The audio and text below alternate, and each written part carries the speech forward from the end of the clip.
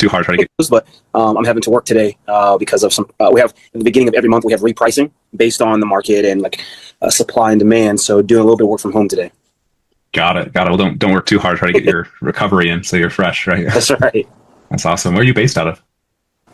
Here in Nashville, we live in downtown Nashville. Oh, right on. Just That's moved awesome. here a little over 2 years ago from Florida. Got it. Okay. How do you like it? Oh, absolutely love it, man. Love Nashville. We moved up here for a job opportunity, and we knew that we would have liked a bigger city with more opportunities. We didn't imagine we would love living in Nashville. There's just so much opportunity here and so much benefits too. So middle of the country, we travel a lot, so we you can fly out anywhere for cheap because we're in the middle of the country, so that's nice. And a lot of activities, a lot of outdoor activities, so we're pretty active. So this is a really nice centralized area to be. Mhm. That's awesome. Yeah, yeah. I hear a lot of good things. Are you like into like country music and that whole scene, or not so much? No. But when you live here, you're forced. It's around. You can't escape it. So so I have dabbled with some country music. There's a few songs out there that I will listen to. But if I'm out in town, I'll listen to it. But you won't really catch me playing it on my car radio. Only thing I'll say about this, which you probably heard me say before, is try and find a balance, because I have no issue with like finding common ground. The only thing that I will say is if you're too friendly, it takes away leverage from you being able to ask uncomfortable questions to them. Okay. Yeah, yeah. I don't want to set this thought process in his brain of like, Luke's super friendly, and then out of left field, you're like confronting him on something very uncomfortable. Because something will happen at that point. And usually with these more like beta, timid prospects that you seem to have on a consistent basis, they will start to self-hate and they'll start to close off, and you're not going to get leverage. You're not going to get depth in their answers. So what do you mean by when you say self-hate in this context? Yeah, like it's like a lot of these guys, they are people pleasers, and they're not very assertive. They're more like passive. So when you challenge them like that, a lot of the times in their brain, they'll start thinking like, what did I do wrong? Did I say the wrong thing? Should I not have said that? What answer is he looking for? Oh, I didn't mean that. Like, it just clouds their ability to listen to the questions that you're asking them.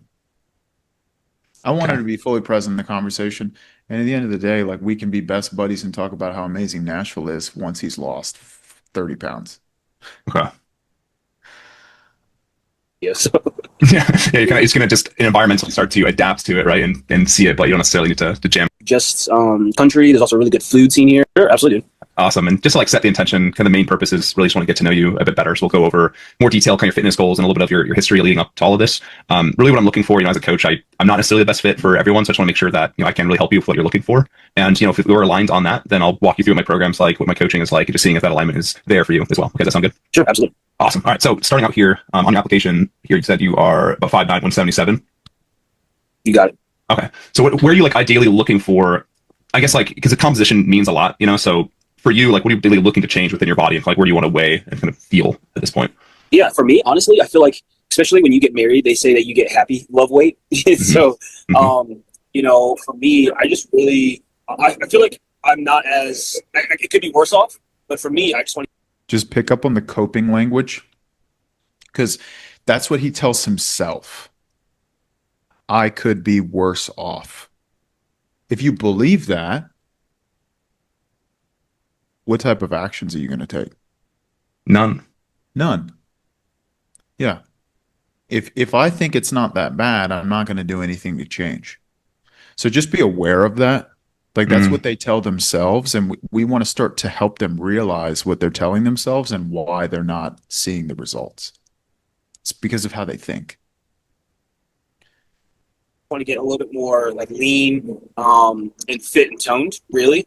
And the hardest challenge is like time. Like, I'm just consistently on the go and busy. And so, it's just trying to find like time. Once again, nobody has it laying around. We have to make it work. We have to prioritize things that are important to us. So once again, just another belief that he holds that isn't congruent to moving forward and getting help. the Yeah. healthy balance between like what I'm eating, and then like exercise. Because my motivation, I don't have an issue with that, but it's like when I do go Okay, to the let gym, me. how do I focus? I'm Like, gonna what send do a I focus request to on? record because I don't think I have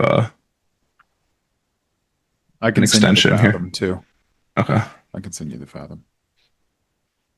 And busy, and so it's just trying to find like the healthy balance between like what I'm eating, and then like exercise. Because my Because he's kind of going trailing off into like what's driving him at this point, or his lack of motivation. But the question that you asked him is like, where does he want to be?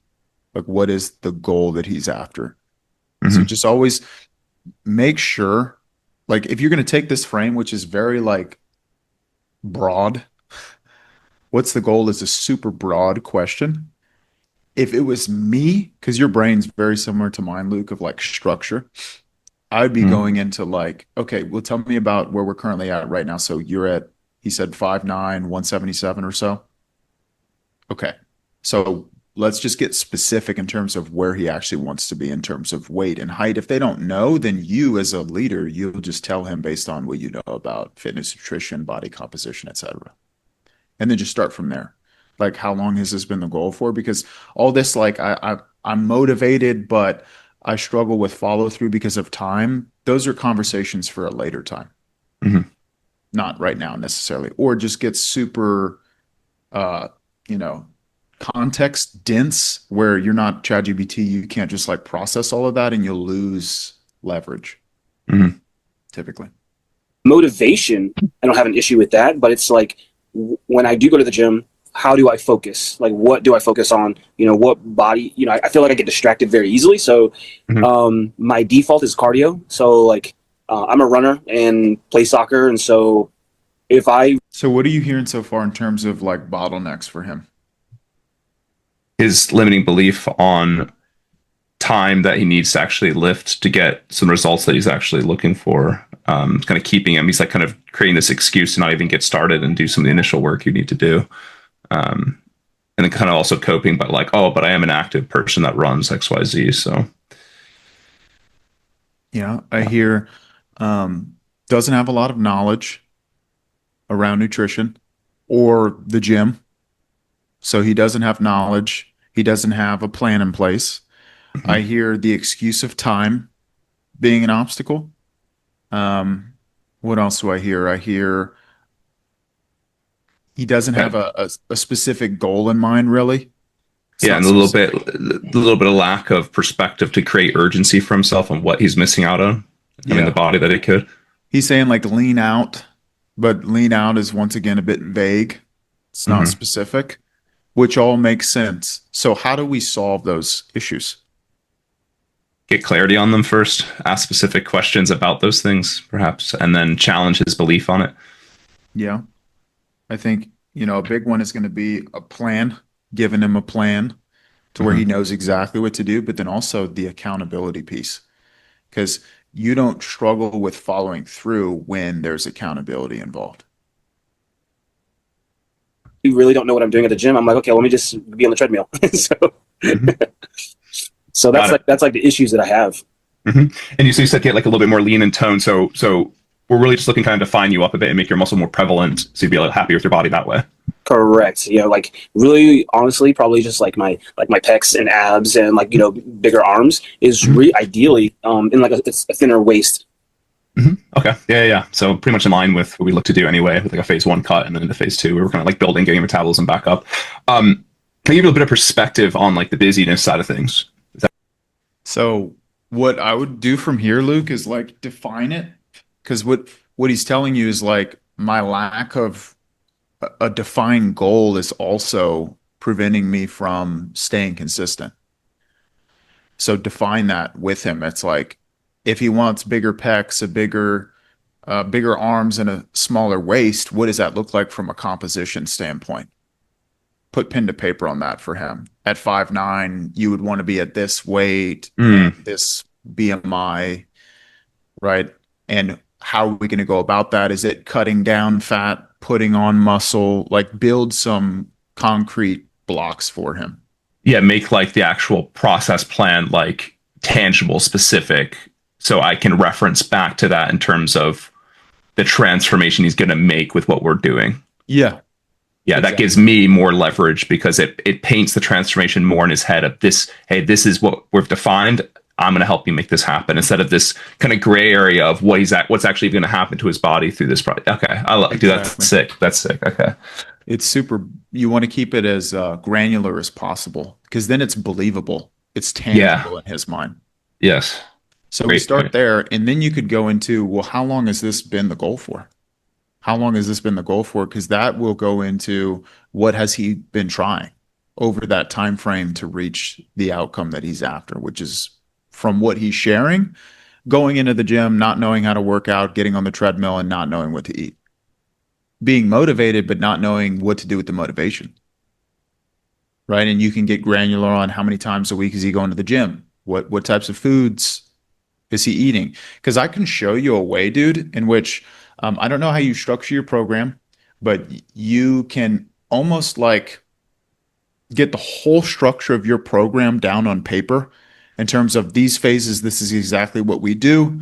I would also be getting maybe like a spreadsheet of all of your case studies and testimonials together and defining them, like giving them descriptions. Because what we can do is we can take that document with testimonials and with the structure, and we can use AI to take these transcripts and help you with taking issues that the person is facing, connecting them to the solutions that you have inside of the program, Hmm. and using that in like looms or selfie videos or voice text that you can send to these prospects to help bridge the gap of trust where they actually believe that you can help them achieve the outcome. What at what point in the process you're seeing prospects that haven't hopped on a call with you yet to help warm them up You could do so. or Say as an follow up? example, if he doesn't trust you and you pick up on that in the conversation, this guy's super receptive, so he's not an example of that.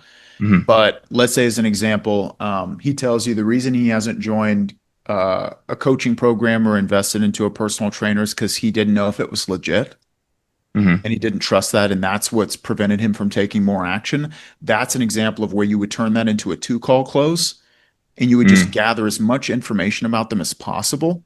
And then you would say, okay, well, Luke, based on the conversation that we've had so far, I'm definitely confident that I can help you. At the same time, what I do for clients is all customized.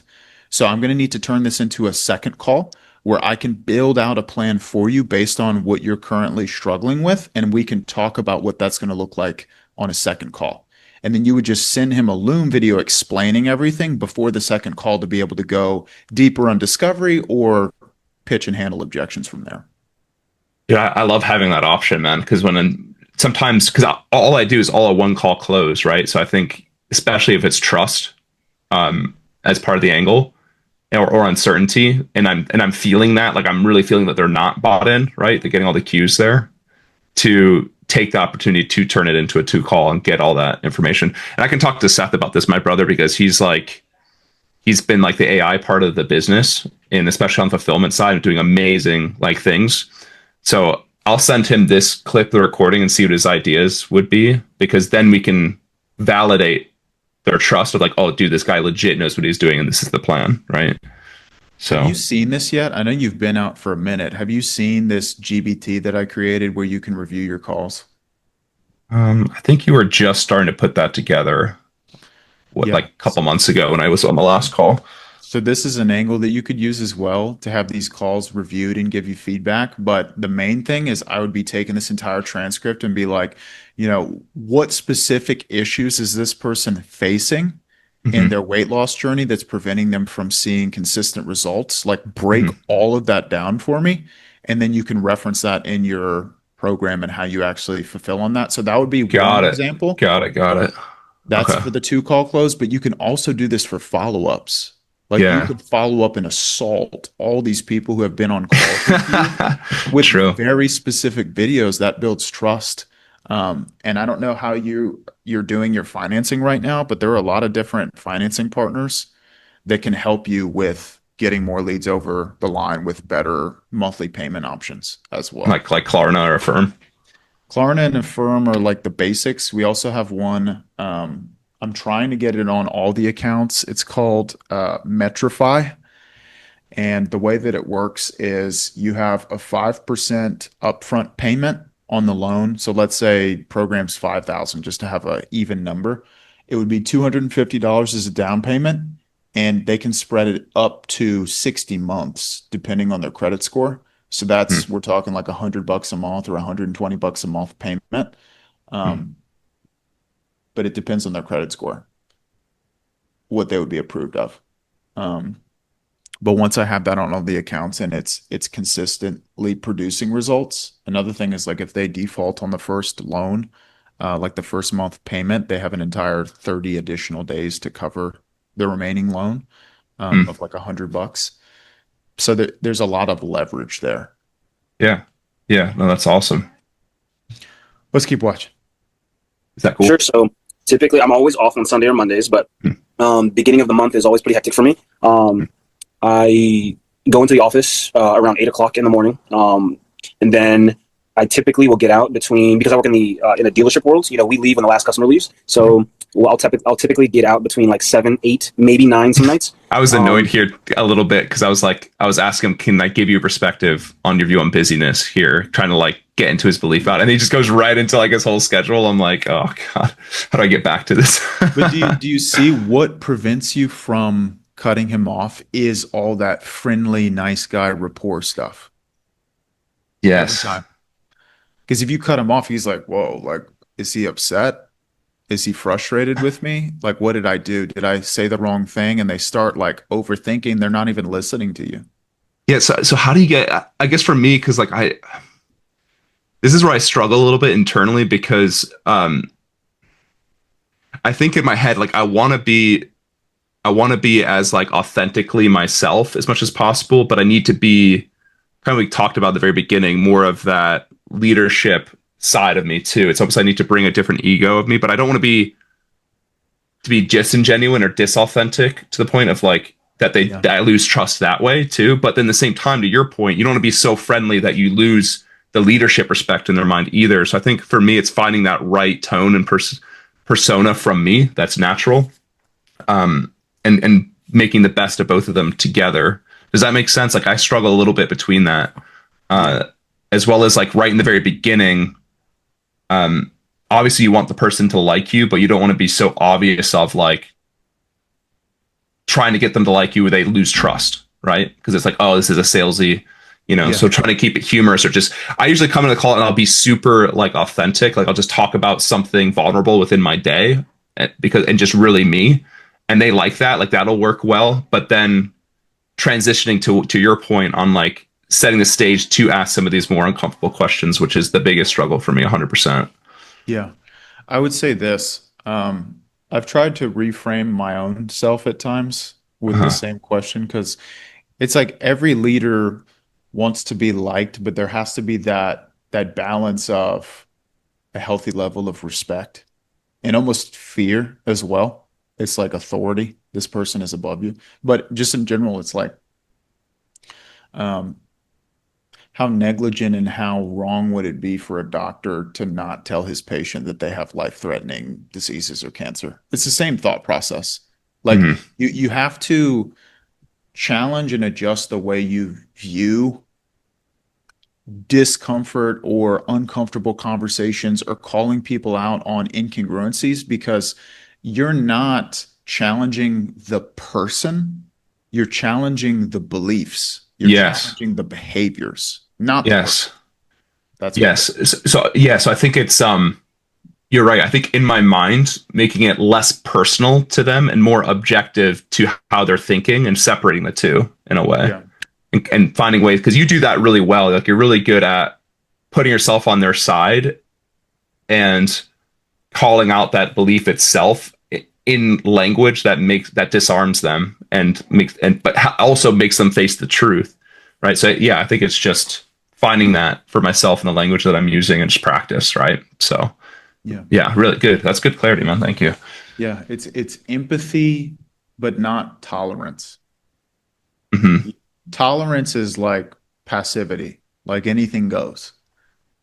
So there's that balance of like being empathetic, but not tolerating things that don't serve the person because they can't see Yes. it. If they could clearly see it, they wouldn't be doing the same thing over and over again. I think I think that's what I'll do on my own too, is like list out all the limiting beliefs around fitness and then to ChatGPT and then come up with ways to approach or unpack that like with the language, right? Without attacking the person. And if I can get some sort of frames of those in my head so I know how to approach it and then using my own approach, I think that will help me a lot in those situations. Fire. I agree. I work downtown and I also live downtown. I live like 10 minutes away from where I work. So by the time I get home, it's 8:30 to 9:30, just depending on when I get out. And then like we're just kind of at that hour, like we go to sleep pretty decently. So like we're already like now it's dinner time. And if we don't have time to cook dinner, I'll grab something on the way home from dinner because I'm the last one to come home from work. And so it's like rinse and repeat, really. And then when we're off together, so my husband is off on Saturday. He has a true weekend off, Saturday, Sunday. And I'm off on Sunday, Monday. So our only day off is Sunday. So like yesterday was like our day to like rest and relax. Maybe we'll go out and we'll spoil ourselves and grab like a nice dinner out or a brunch. Mhm. We'll go grocery shopping or run errands. And so You hear that phrase, spoil ourselves? Yeah. And just the other realization is them both working like a lot of hours and not even having the freedom to be aligned with the schedules. Do Mhm. people do that because they want to do that or because they have to do that? Have to. They have to. So it's like just like in sales, like when everyone we've had this conversation before about like everyone gets in the funnel and they all join the program thinking that I'm just going to teach them sales stuff, but I teach them a lot more about becoming a better person and raising your standards. It's the Mhm. same thing for him. Like fitness is just it's symptomatic of a deeper rooted internal disconnect where Of self-respect to yourself. Yeah. exactly, yeah. Even the phrase of like we splurge or like we really treat ourselves to just a meal on a Sunday, it just shows like a not poverty mentality, but a very like low frequency mentality around spending money and truly being free and putting yourself on the back burner. that's kind of our lifestyle, but it's like just rinse and repeat over and over Yeah, for sure. And are there other guys that kind of do what you do? in our group. Yeah, or like that you know? Okay. Were you trying to get at like, are there people who also work the same job as you who are able to?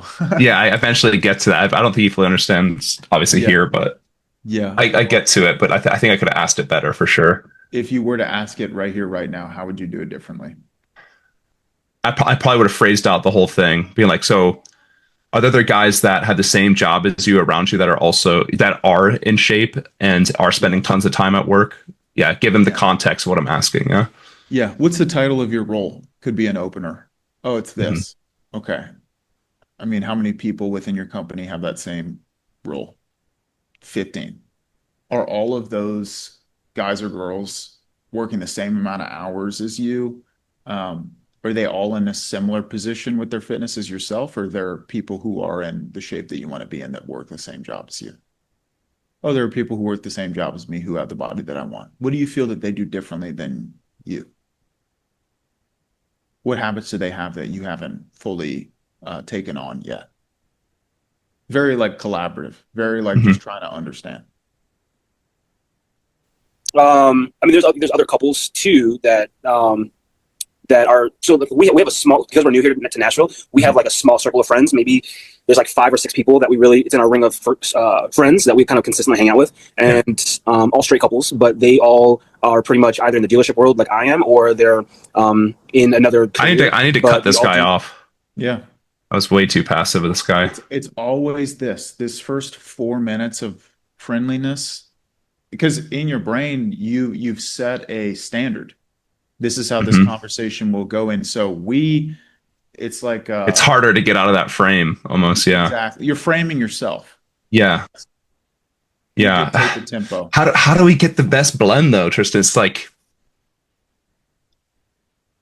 because I also want to You're come in and set the standard of like, look, I'm not going to be some authoritarian dickhead to you. Like, I'm a real person, right? You know, it's like it's hard for me to get the like, how do But I? it's not, I'll give you an example. Like my dad would say this to me all the time. He would say, I'm not your friend, I'm your father.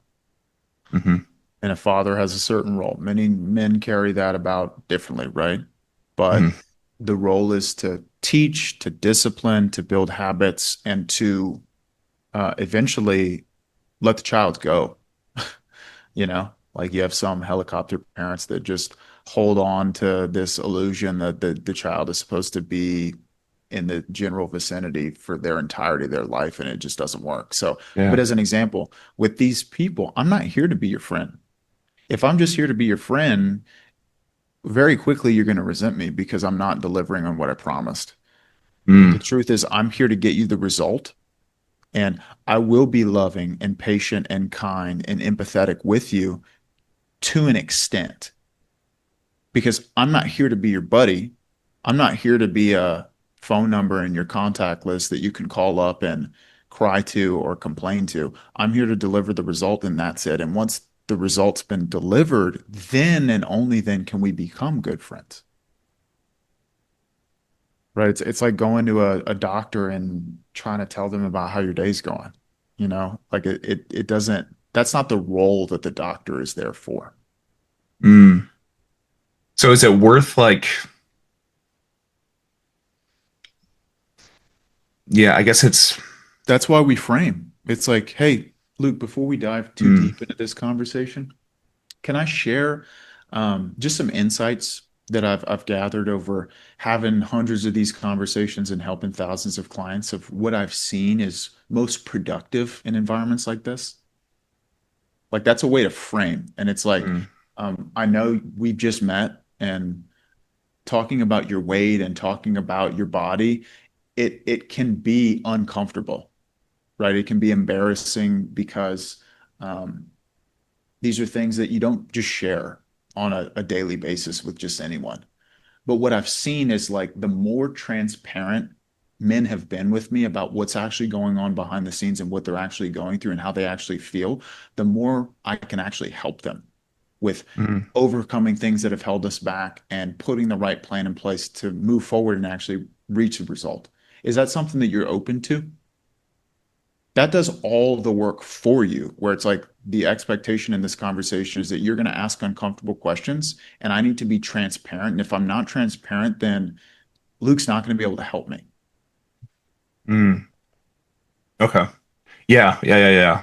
That makes a lot more sense. That I feel like that helps get a transition safeguard into if I do need to ask more uncomfortable questions that it so happens that I can't. Yeah. Okay. Makes a lot of sense. Yeah. It's like because the overweight guy who just downplays, what he's going through or kind of rationalizes and copes, what kind of results does he get? The worst, or he doesn't. He doesn't get any results. Hmm. So how selfish would it be for me as a leader who's actually achieved the body that you're going after himself to allow you to sit in that way of thinking and say nothing about it? Yeah. I think part of my issue too is I get so almost so empathetic, too empathetic to the point where I'm I'm going into their frame and trying to solve it rather than keeping the leadership helpful frame that I need to be at and bring them into mine. Right. Correct. That's That's what's what happening here. leadership is. Yeah. That's this is the standard, and I won't bend on the standard because I'm the leader. And that doesn't mean that I like condemn the person. I understand. I understand what being overweight is like more than anybody because I was Hmm. 300 pounds.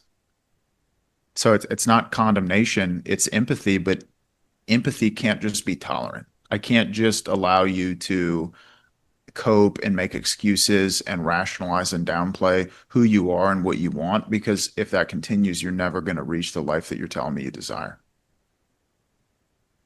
Mm. So it's in fact selfish on our side to enable them. And then it also shows that we care more about how they view us than serving them. Yeah. Or we care more about them liking us than serving them. Yeah. Yeah. And then you're right, like that will work against us too and doesn't help anybody. Yeah. Imagine a doctor was like, oh, I can't tell them that their dad has cancer. They would be distraught. It's a dumb Yeah. example, but it's the truth. Yeah. See, I'm thinking that as a doctor, like face value solving what they're feeling instead of getting psychological and attacking the thinking patterns and the beliefs that they have that are holding them back. Like that's what I have to constantly reinforce in my mind is like it's not attacking the person, it's attacking the thinking patterns and the beliefs they have around fitness for themselves. That's the biggest killer. We have to identify that and we have to, yeah, separate that from them and then destroy it. Yep. So, Exactly. Do work ah, pretty hard. One couple, they are both husband and wife are off on the weekends, so they take their Saturday Sundays to like go to the gym and do everything like that. And for me and Cole, it's just one day. And that one day, we typically don't go to the gym because we're like catching up. yeah, I, Well, you see how that contradicts what he was telling you about how when he goes to the gym, he doesn't know how to work out, so he just gets on the treadmill. It's like if it's only one day a week and we're not even going, like how long has that been that way for? mm, Because if we only have one day set aside to go to the gym and we're not even going to the gym, how are we ever going to achieve the body that we want? and what are we trying to get out of him with this? Well, it's like it's just building a case of leverage. He's telling me that he wants this body, but it's vague, right? The body that he's telling me he desires is very vague and he downplays it. He's like, well, it's not that bad. Well, it makes sense why we would only go to the gym maybe once a week if we think it's not that bad, right? Because Mm, if we agreed to a narrative that's really bad and it needs to change, we would be doing more. We wouldn't use work or time as an excuse. We would make the time because it's now a priority for us. So, like, why are we even doing this in the first place? Because how long has he been in this position for? How long has he been married? How long has he been at 177 feeling like his body isn't where he wants it to be, but at the same time, it's really not as dire as it should be? Because if nothing ever changes, so you're saying if we unpack that thinking earlier, it gets us to a place where in this context we can now tackle this, right? correct. Yeah. Okay. Because if it's not that bad, nothing's ever going to change. So, how does he actually feel about that? He would give us a better answer if we frame the conversation. And you can add that into the frame. It's like, well, what kind of results do overweight guys get when they just cope and make excuses and minimize their goals and who they want to be? Not good. That's fire. That's fire, dude.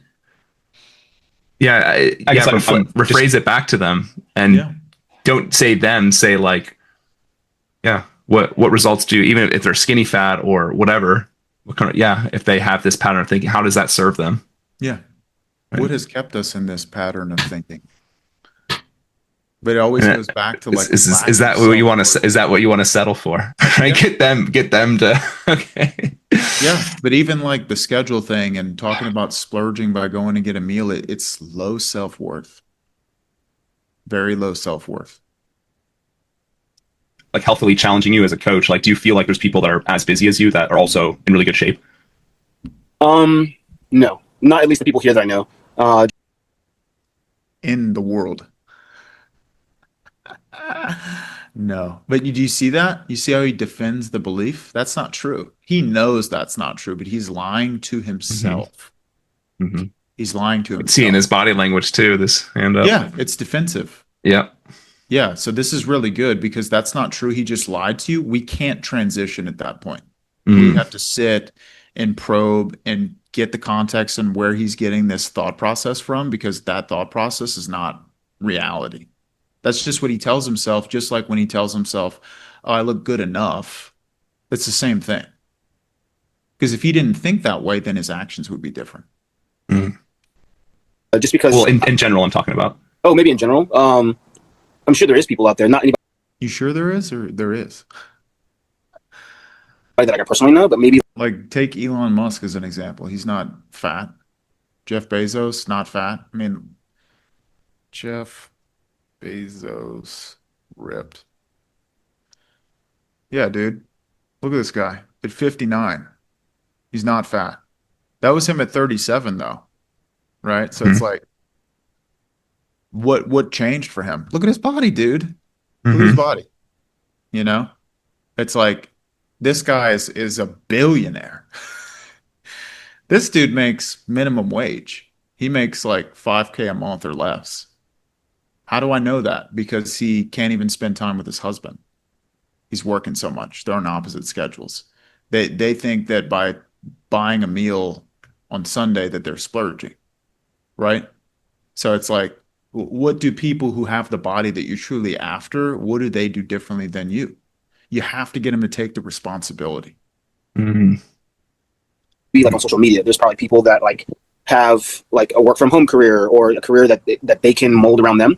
And for me, I'm customer facing, Right. so I have to be in the dealership. I don't have like a work from home or remote job, so I can't work out obviously when I'm at work. But then when I come home, I'm like, there is probably a time. Because you don't even have to like refute this belief. You could say, where has that belief system gotten you? Where has it gotten you? Because he says this is truth. That's what he's saying. So I'm Hmm. like, okay, the belief that says, due to the fact that you work at a car dealership, there's no way that you can prioritize your fitness or your health. Like, where has that belief gotten us? You see how uncomfortable that question is, but how important that question is to ask? Mm. Yeah, it goes back to your dropping a brick analogy. Yep, What time? Yeah. exactly. Yeah.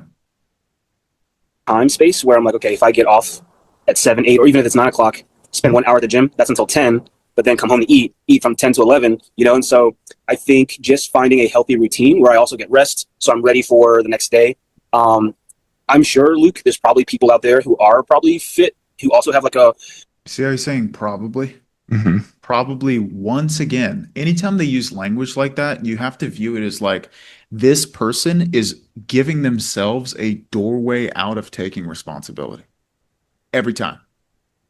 Because if it wasn't Yeah, and probably my mind goes to how do I call them out with making it the thinking, this, not them. is it probably or definitely? Is it probably or definitely? Because if it's definitely, what has to change? Mm. See what I mean? Damn, dude, it's a pivotal question. It's crazy, man. Yeah. Yeah, because if it's definite, if he said there are definitely people out there working my job who are still able to prioritize their fitness, then he Hmm. has to look in the mirror. Yeah, super important. Because then he starts thinking, I'm the problem. I've been the problem, and the only thing in the way of me getting what I want is me. Me. And you're the one helping him come to the realization. Because then I'm like, when did you come to this realization? Is it just now on this call with me right now? Yes. Hmm. Like imagine he had been having conversations like the one we're having right now on a daily basis over the entire time frame in which he's had this Hey, question. one sec. Yeah, sorry, my mom was asking me something. You're good. But imagine that. Mom. I love it. Yeah, no, I get it, dude. It's like this is where because I'm searching for that feeling of leverage in the call, and if I feel like I don't have it, I'm missing these questions for 100%.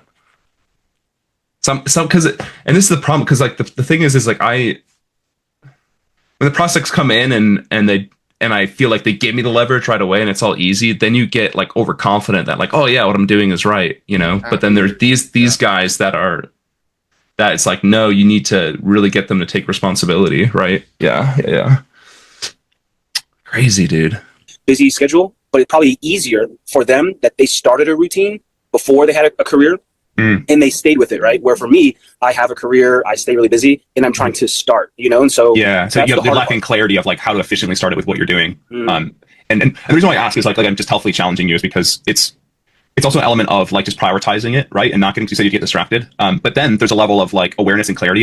And when it's like challenging or like I'm saying this because I care, the framing can be, can I like call you higher here out of respect for you as a person. What do you mean call you higher? Elevate your way of thinking, challenge your way of thinking, reframe your way of thinking out of respect for you. Is that okay with you? Hmm. Yeah. Very like firm though. Like Yeah. this is the line language. Of making the right decisions at the right time so you can make the best of your situation, right? And still live a balanced life. And that's ultimately the goal of what we want to get to at the end of the day. But the reason why I'm asking, trying to positioning it in your mind is I don't want you to have a limiting belief, like just because you're busy, that you can't do it. It's more of just a challenge of what we have to work around. Does that make sense? I'm not what you're saying. Yeah, yeah. Like a Yeah. mindset. Yeah. Yeah, If you have exactly. yeah, if you have Exactly. a And goal, also, but your go ahead. mindset limits. Because if we never change the mindset that we currently have, what type of results are we going to get? Get them to start building their own consequence of urgency. Yeah. Yeah. Yeah. That's why I'm asking, like, where has that belief gotten you? Oh, dude, I'm missing out on questioning these people on consequences, or at least this call for sure. Yeah. Damn, dude. But that's always the main thing is like they're giving it to us. It's on a silver platter. You just have to know what to do with it. Yes. Yes. Because Yeah.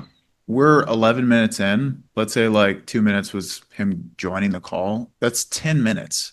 So, really and truly, you have everything that you would need to close him in 10 minutes. Yeah. But it's just what do I do with that information that makes the difference? So true, dude. It's damn, dude, I've missed this, dude. This is fire, man. You got an amazing skill set, dude. That's really phenomenal. So it's good to be reminded. And then it's also at the same time, I'm like shit. Okay, how do I apply this now? Yeah. You know? Same thing for this guy. It's going to be being in the right room on a consistent basis. Mhm. You're not just going to take what I just told you and put it into a chat prompt and all of a sudden be Houdini, right? Yeah, no, very, very, very true. Yeah. Powerful though. Dude. That's super helpful. So wrote a couple of notes. Um, I think like getting more frames for myself to be more effective on calling out the thinking and beliefs and not the person. So I feel better at it, or like can approach it better as being the person I am, as well as asking more consequence based questions in a way that is not attacking them as well. Like all those ones you're calling, dude, is was massive. So yeah, appreciate that. This was so helpful. I needed this. 100% needed this, man. Excellent. That's what I'm here for. Hmm. Yeah, I would study that. I just studied this call and then even the group trainings, like blocking it out on your calendar. Because when you come, you can pick one day out of the week and just be like, hey, I want this call reviewed, and we'll review it. And then you'll also get the one-on-one. It's like, it's just consistency at the end of the day, just like for these guys. Yeah, no, I'll 100% be back now. So Good. my own urgency has gone like, so we're back at it, man. We're in the trenches. It's And like riding a bike. you know what's funny too though is like you it's almost like more enjoyable than if you have success and you're kind of just floating around looking for joy and pleasure in shallow things, right? When I then get to that spot of urgency and I get connected to my work and my skill set again, I almost feel just more purpose and meaning in doing that than if things are all going really well, the business, and then I get bored of it, right? Because you're like, why do I want to get better at sales? Why? So I can book more client, create more work for myself, and then you get these bad thinking patterns that come in and you're not. So